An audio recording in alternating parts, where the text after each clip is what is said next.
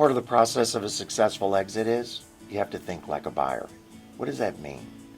You have to understand what the buyer's needs are as part of a closing process. Because remember, you've worked in this company for 5, 10, 15, 20 years. This is a life's work oftentimes for many sellers.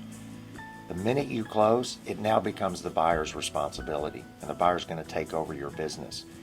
So it's just inevitable that there are certain things that a buyer needs as part of this closing process.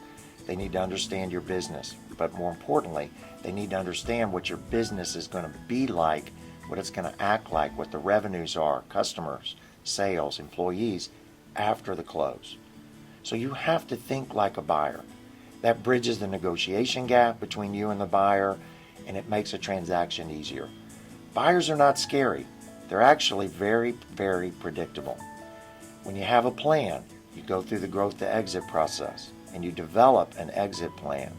It makes it easier to negotiate with buyers, because many sellers think buyers are in complete control of the process.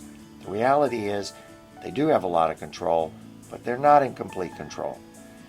Pulling control back in your hands, understanding what the value of your company is, being able to predict behavior, performance, sales, customer retention, things like that after the sale, puts more control in your hands and less control in the buyer's.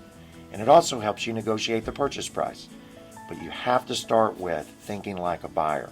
Once you understand the buyer's mentality, growth to exit will help you with that through the entire process. Once you understand thinking like a buyer, it puts you in a better position to control your process as a seller. Selling a company is not an event, it's a process.